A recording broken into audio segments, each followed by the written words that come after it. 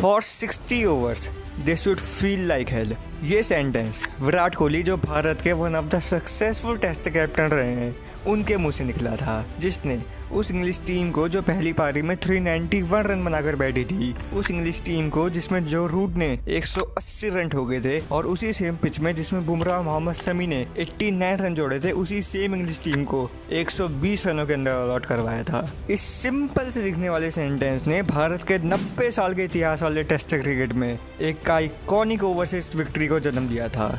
तो चलो आज बताता हूँ लॉर्ड्स के लॉर्ड बनने की कहानी बुमराह और एंडरसन के झगड़े के बाद इंग्लैंड के घमंडे तोड़े जाने की, और हम भारतीयों से उलझने के अंजाम की कहानी। उन्हें था गुमान हमारी उड़ान में कहाँ दम है, और हमें था ये भरोसा कि आगे आसमान भी थोड़ा कम है। तीसरी बार लॉर्ड्स के मैदान पे जीती है टीम इंडिया। साल था 2021। भारत 5 मैच की टेस्ट सीरीज के लिए इंग्लैंड पहुंचा था। हम WTC फाइनल हार के आ रहे थे, और इस टेस्ट सीरीज का पहला मुकाबला ड्रॉ में खत्म होने के बाद सेकेंड टेस्ट लॉर्ड्स में खेला जाने वाला था। वही लॉर्ड्स का मैदान जिसे द होम ऑफ क्रिकेट कहा जाता है, और जहां इंडियन टीम अपने पूरे क्रिकेटिंग हिस्ट्री में सिर्फ 2 टेस्ट में जीती हुई थी। इस मैच में इंग्लैंड कप्तान जो रूट ने पहले फील्डिंग करने का फैसला लिया, और जिसका जवाब इंडियन ओपनर्स रोहित शर्मा और KL राहुल ने क्या ही बखूबी तरीके से दिया। जहां रोहित शर्मा ने 83 रन मारे तो वहीं KL राहुल ने 127, और इस शतक 2014 के बाद किसी भारतीय बल्लेबाज द्वारा पहला शतक बन गया लॉर्ड्स के मैदान में। इन दोनों के अलावा विराट कोहली के 42, ऋषभ पंत के 37, जडेजा के 40 रनों के चलते भारत 364 रनों तक पहुंच गया। अब इन 364 रनों के जवाब में इंडियन बॉलर्स के सामने सिर्फ एक नाम आड़े आ गया, जो रूट।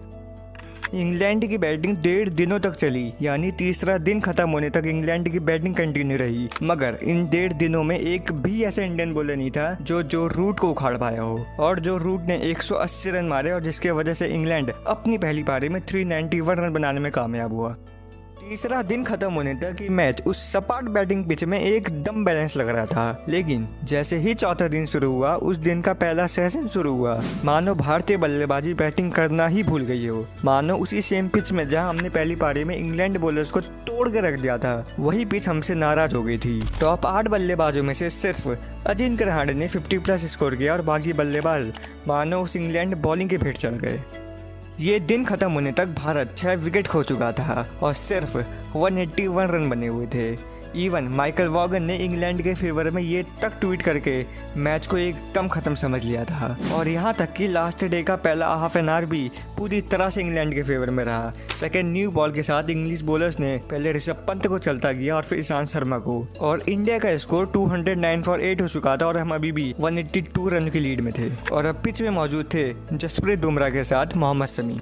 अब आगे जो कुछ भी घटने वाला था उसे चिंगारी दी थी तीसरे दिन के एंडिंग मोमेंट्स में हुए एंडरसन और बुमराह के बीच झगड़े ने, जिसकी शुरुआत हुई थी बुमराह द्वारा एंडरसन को फेंकी गई 4 नो बॉल से, एंड चारों नो बॉल्स बाउंसरें थी, और इन बाउंसरों ने एंडरसन को उकसा दिया, जिसके चलते एंडरसन ने बुमराह को अनाप शनाप कहना शुरू कर दिया, और ये सब बुमराह के साथ साथ टीम इंडिया ने भी सुन लिया। मगर जहाँ इंडियन प्लेयर्स का फोकस सिर्फ मैच जीतने में था, तो वहीं एंडरसन और बाकी पेसर्स का सिर्फ एक मोटिव था, बाउंसर के बदले बाउंसर, जो हमें इंडिया की सेकेंड इनिंग्स में देखने को मिला। जसप्रीत बुमराह, जिनका टेस्ट बैटिंग एवरेज 6.6 का था, और मोहम्मद शमी जिनका 12.1 का, उनके लिए सिर्फ इंग्लिश पेसर्स के पास एक ही बॉल थी, बाउंसर। जेम्स एंडरसन, रॉबिन्सन और मार्क वुड, जो 140+ स्पीड के साथ गेंदबाजी कर रहे थे, अगर उन्हें विकेटों में भी डालने को कह दिया जाता तो वो उसी टाइम इंडिया को रफा दफा कर देते।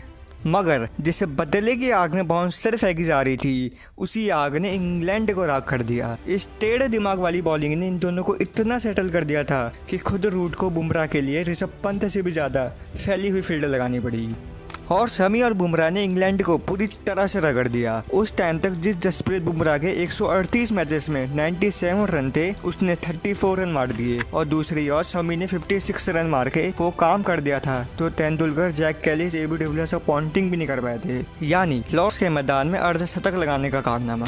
लंच के कुछ देर बाद ही विराट कोहली ने पारी को डिक्लेयर कर दिया, और बुमराह और शमी दोनों नाबाद रहकर इंडिया को 182 से 271 की लीड में पहुंचाकर दोनों पवेलियन लौट गए।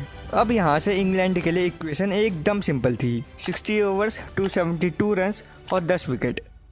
ये रन चेस अभी के मॉडर्न एरा में T20 क्रिकेट के एरा में नामुमकिन तो बिल्कुल भी नहीं लगता है, वो भी तब जब इंडिया की तरफ से बुमराह, मोहम्मद शमी जैसे बॉलर्स पूरा एक सेशन बैटिंग करके आए थे, वो भी थक के बॉलिंग कराने वाले थे। दूसरी तरफ इंडियन साइड में विराट कोहली, कप्तान विराट कोहली के मुंह से निकले इस स्टेटमेंट ने इंडियन बॉलर्स के अंदर एक अलग ही जीतने की आग भर दी थी, और जिस आग में आगे जाकर इंग्लैंड पूरी तरह से राख होने वाली थी। जहां इंग्लैंड बुमराह और शमी के बैटिंग से अभी तक नहीं उभर पाई थी, तो वहीं इन दोनों ने बॉलिंग में भी अपने पहले ओवर में दोनों इंग्लैंड ओपनर्स को डेक में चलता कर दिया। 15 ओवर बाद हमीद भी आउट हुए और टी से थोड़ी देर पहले बेस 2 भी चलते बने और इंग्लैंड 67 में 4 विकेट हो चुका था। मैच का फाइनल सेशन बचा हुआ था, 6 विकेट अभी भी इंग्लैंड के हाथ में थी और मैच अभी यहाँ से एकदम ड्रॉ लग रहा था। मगर इस मैच को फिर से चिंगारी दे दी जसप्रीत बुमराह ने जो रूट के विकेट उखाड़ दी और भारत अब सिर्फ 5 विकेट दूर था।